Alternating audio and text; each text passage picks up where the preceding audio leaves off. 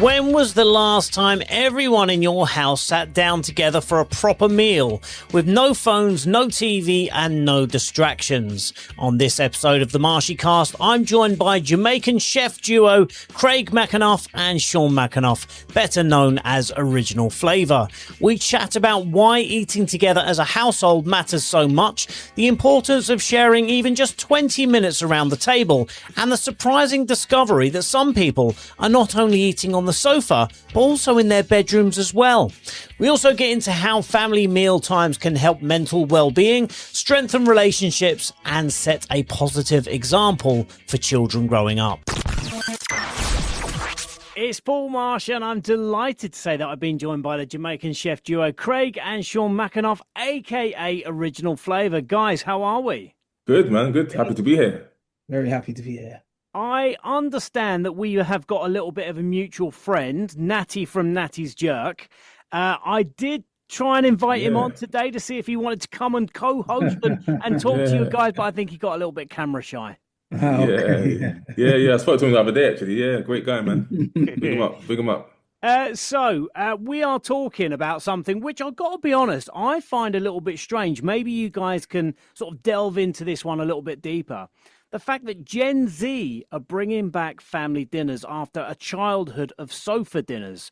So I've got two kids. I've got an 8-year-old and a 12-year-old. And it's something we've always instilled on them is making sure that we have dinner, 5 days a week at least, sat at a table with no TV on and just ourselves to talk. Is that not a standard thing?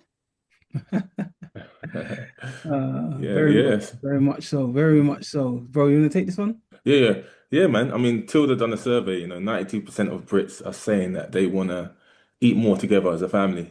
Food, sitting together matters more, because it creates a great bond, creates a great connection.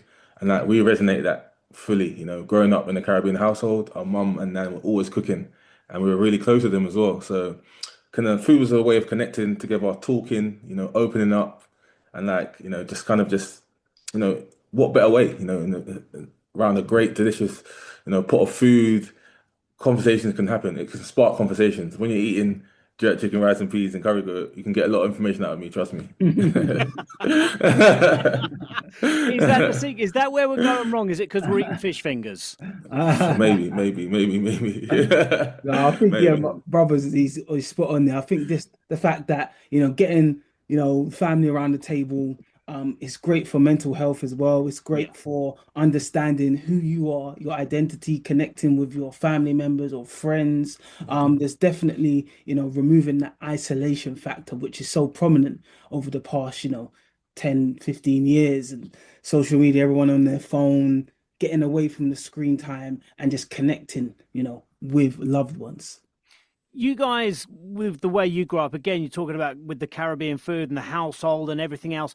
Is that a natural thing that you guys sat around a table and, that was how you connected? Did it come as a bit of a surprise to you, like it just did with me, that not everybody does that? You good? Not a surprise at all. Like, because, we've grown up, we're quite relatively young chaps. We grew up in, a day of social media. We've grown up with a traditional family. But then obviously going into school, our friendship groups, when we go to our friend's house, they're very much eating their dinner in their room, or another family members eating on the sofa, watching the telly. So we've seen that segregation in terms of mealtime for sure. So we're not surprised that now that importance is coming back, because we've been starved of that companionship. And with the rise in mental health awareness and people feeling isolated, going back to basics of connecting with family via cooking with them, via eating with them around the dinner table, it's so amazing to see these results that Tilda have done, that 81% of Gen Z wish they had spent more time cooking and eating with their parents, which is amazing.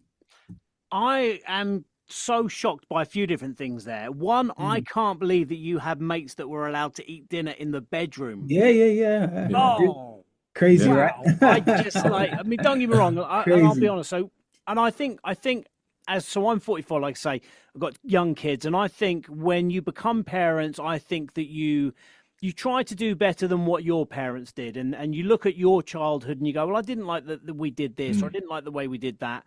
Certainly with my childhood, there was a lot of dinners that came straight out of the oven, like I mm, mentioned about fish fingers. And mm. you guys are too young, but Finder's crispy pancakes were the one back in the Is 80s. it? Yeah. Believe me, yeah, yeah. What? Yeah. Nice. but you try and do a little bit better. And I just Yeah. think that, like you say, we've brought our children up now with sitting around that table, having those core family values, and to find out that you got other people like eating dinner in the bedroom. It's one thing to be eating dinner on the sofa, eating dinner in the bedroom. It's Yeah. like you say, I mean, like Yeah. your family values, your mental health, everything. I think we're all so busy. There's all so much going on in our lives. You mentioned social media earlier. Mm.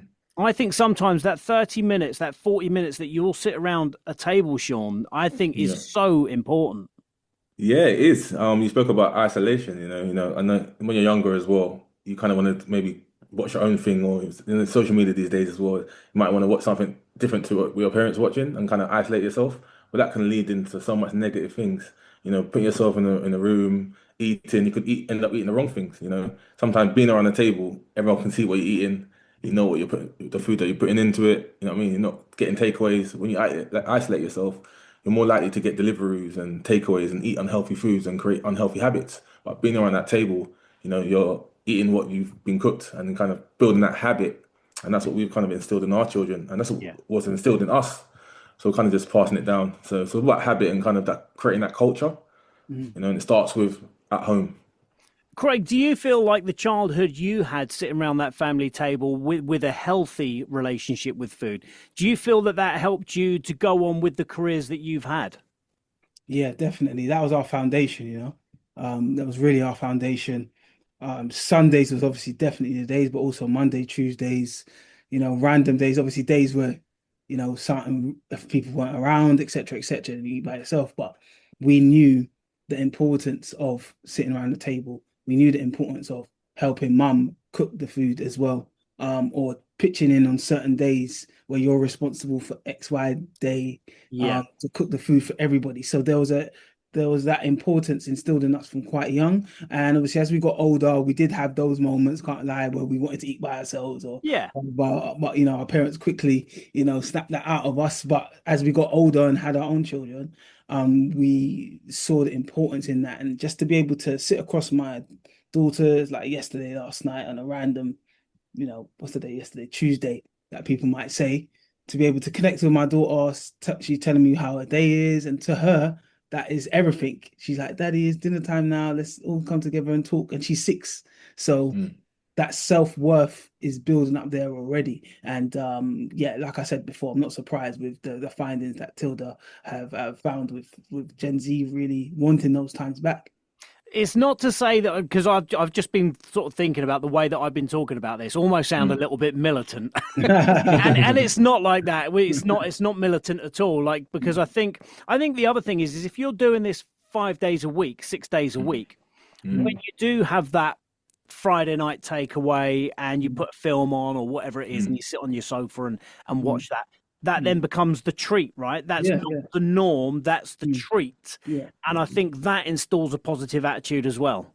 Yeah, definitely. We used to do it on every Friday, Craig, right? We used to get Mm, Chinese. That was yeah. our thing, getting Chinese on Friday, give mum a break from cooking. So it was like Friday came was like that treat. So yeah, it's about balance as well. But yeah, fundamentally, sitting around that table is it's a godsend, and it's really helped us and shaped us in our, like you said, our careers, and now Mm. we're bringing it down to our children as well. So yeah, not surprised to see the numbers and figures. 81%, of That's Gen Zs huge. That's huge. want to cook with their Mm. families more. I Do think you social media's played a good part. do you think Definitely. that the multiculturalism that we have in the UK now has had a big effect on this as well? Oh, Yeah.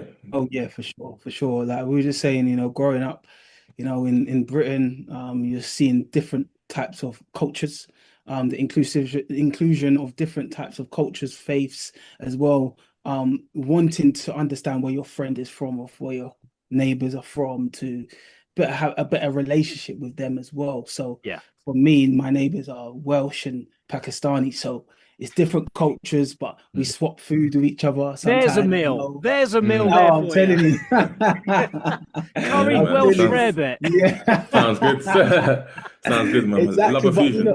in love of fusion, and today's day, there was another study in Tilda's study that 54% are trying different foods, different cuisines from around the world for mealtimes now, which is incredible. You know what I mean? Like, so, and you're seeing it as well when you're going out on street food, you're seeing Sri Lankan food, you're seeing Pakistani food, you're seeing Nigerian food, you're seeing Jamaican food, you know, and then you'll see like, a lovely British roast of a pub around the corner. So the world's your oyster, and it's Yeah. definitely bringing that inclusion into the conversation as well. Yeah.